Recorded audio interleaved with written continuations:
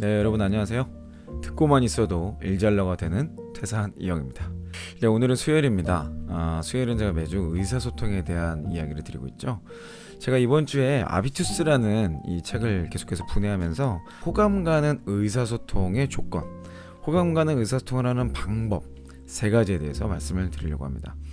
사실 호감 가는 의사소통이라는 건요, 굉장히 많은 주제로 많은 영역에서 나타날 수 있고 또 굉장히 주위에서 열심히 노력을 했지만 말 한마디의 실수를 통해서 그 호감이 그냥 싹 다 무너지는 경우도 있어요. 그래서 저는 오늘 이번 영상을 통해서 이런 표현을 해라, 이렇게 말해라, 이런 내용보다는 이런 관점을 가지고 이런 대화를 하는 게 좋다 라는 평소에 연습할 수 있는 포인트로 말씀을 드리려고 합니다. 이 책에서 호감 가는 의사소통 이런 내용은 없어요. 이 상류층의 아비투스라는 관점에서 어떤 걸 조절해야, 어떤 거를 우리가 유념해야 호감 가는 의사소통이 될 뿐만 아니라 그런 상류층의 아비투스를 가지는 사람들과도 이야기할 수 있을까, 그런 부분에서 꿀리지 않고 의미 있게 이야기할 수 있을까라는 것들을 제가 좀 뽑아봤습니다. 첫 번째는요, 관대함이에요. 관대함. 제가 이 관대함에 대해서 우리가 잘 평소에 쓰지 않는 단어잖아요. 근데 이 관대함이라는 게 우리의 생활의 양식이기도 하고 제스처 또는 뭔가 어떤 결정에 대한 부분이기도 하지만 이 관대함을 가진 의사소통이 진짜 호감을 불러일으키는 것 같아요. 그래서 왜 영화 보면 나는 관대하다 이런 그런 표현을 쓰는 영화들도 있는데, 이 관대함의 실체가 대체 뭘까? 이 책에서는 관대함을 이렇게 정의합니다. 관대함은 할 수 있는 것보다 더 많이 주는 것이고 자부심은 필요한 것보다 적게 취하는 것이다. 이 말은 참 멋진 말입니다. 내가 할 수 있는 것보다 더 많이 주는 게 관대함이래요. 자, 그런데 우리가 다른 사람에게 관대하게 뭘 줄 거리가 별로 없죠. 무슨 저거는 보면 되게 부자들 그리고 엄청난 높은 지위에 있는 사람이 안 그런 사람들에게 뭔가 배려하고 주는 이런 느낌이에요. 근데 우리가 이거를 자원이라는 관점에서 한 번만 해석을 해보면 조금 다른 차원의 이야기가 됩니다. 예를 들어서 시간, 그리고 나의 노력, 나의 관심 이런 것들을 생각한다면 다소 다른 이야기가 될 수 있는 거죠. 이 책에서는 이런 관점을 제시해요. 다른 사람의 권리도 존중한다라는 차원에서 다른 사람의 작은 실수를 아무것도 일어나지 않은 것처럼 모른 체 하는 것은 관대하다. 다른 사람의 희생으로 이익을 챙길 수 있는 기회가 있을지라도 취하지 않는 것은 관대하다. 자신의 어리석음을 스스로 용서할 수 있는 사람은 관대하다. 이게 자신에게 관대하다는 얘기죠. 자, 여러분의 관대함에 대한 생각은 어떻습니까? 저는 이거를요, 조금 더 우리가 직장생활 관점에서 바꿔보면 이런 질문을 할 수 있을 것 같아요. 너무 나만 생각하지는 않는가? 다른 사람에게 좀 더 관대하려고 하고 있는가 했을 때 관대한 의사소통은 대체 어떤 것일까? 조금 먼저 물어봐 주는 거, 좀 더 먼저 물어봐 주는 거, 그 사람의 의견에 대한 거죠.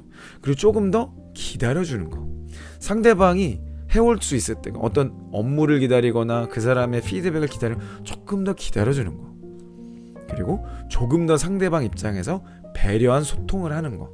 그게 방법일 수도 있고 타이밍일 수도 있고 방식일 수도 있겠죠. 어찌됐건 이 관대함이라는 것의 속성은 결국은 다른 사람의 입장에서 그 사람이 생각하는 것 이상을 내가 한 번 더 신경 써주는 의사소통이에요. 그동안 여러분의 의사소통을 한번 돌아보세요. 여러분들은 얼마나 관대한 의사소통을 했는지. 관대함이 없는 사람은요, 계속해서 뭔가 쫓겨요. 조급해. 그러다 보니까 중요한 의사소통을 놓치게 되고 상대방으로 하여금 뭔가 계산적인 사람이라는 느낌을 갖게 되죠. 이 과정까지 가면은 벌써 호감이라는 건 저 멀리 날아가 버리고 없는 거예요. 그래서 우리는 항상 호감 가는 사람이 되기 위해서 이런 관점, 관대함이라는 관점을 생각할 필요가 있다라는 겁니다. 자, 또 이 책에서 말하는 두 번째는요, 겸손한 의사소통이에요. 최근에 손흥민이 아주 상향 주가를 치고 있는데 엊그저께도 아스날전에서 어마어마한 골을 넣었죠. 그래서 손흥민의 그 인터뷰 영상이 굉장히 많이 회자가 됐어요. 이 사람은 자신의 이 열심과 노력과 이런 게 있음에도 또 엄청난 원더골을 넣었음에도 그거 그냥 운이 좋았다 라고 겸손을, 정말 그건 겸손한 거지. 그렇게 얘기해도 모두가 저 사람 진짜 대단하다, 진짜 최고다, 이렇게 얘기를 한단 말이에요.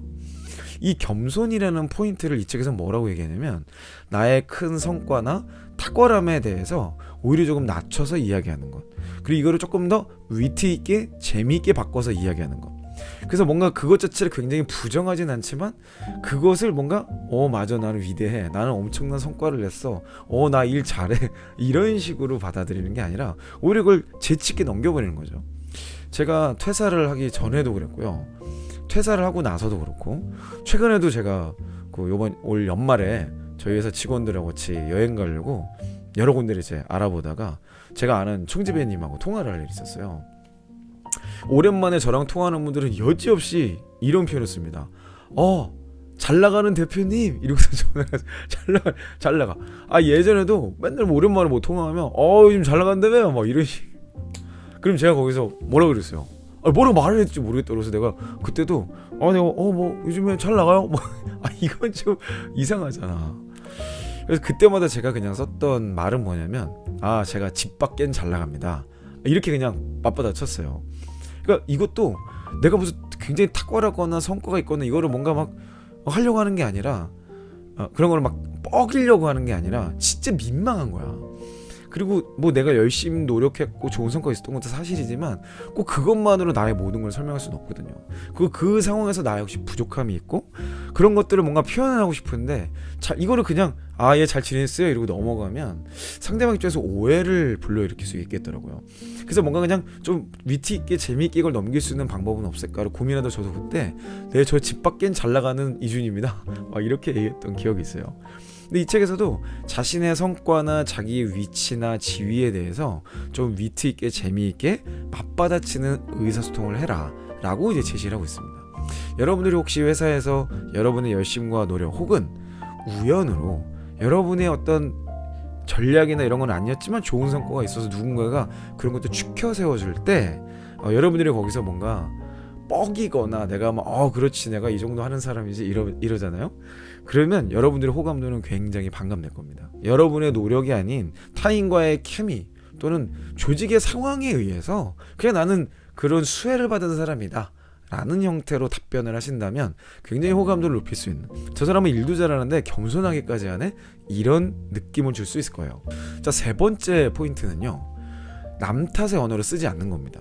제가 영상 초반에도 말씀드렸듯이 이 호감이라는 건요, 그동안 잘 쌓았다가 또 말 한마디 행동 하나로 완전히 와르르 무너지거든요. 지금 뭐 많은 유튜버들 또는 뭐 정치인들 또는 뭐 리더십들이 그런 말 한마디 실수해서 와르르 무너지는 경우들이 있잖아요.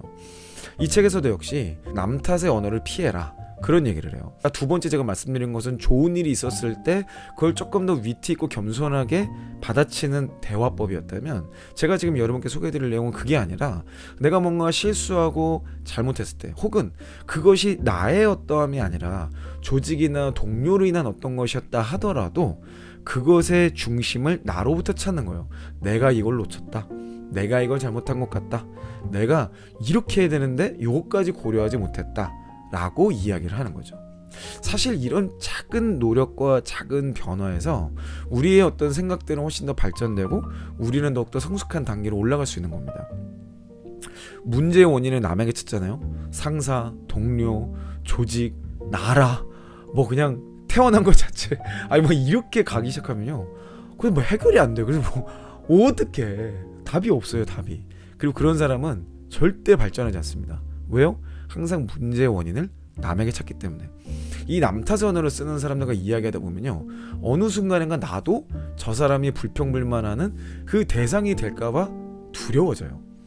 그렇게 평가를 받게 된다는 거죠. 내가 남을 평가하고 저 사람 때문에 못했어, 이 조직 때문에 못했어, 그게 결국 평가하는 거거든요.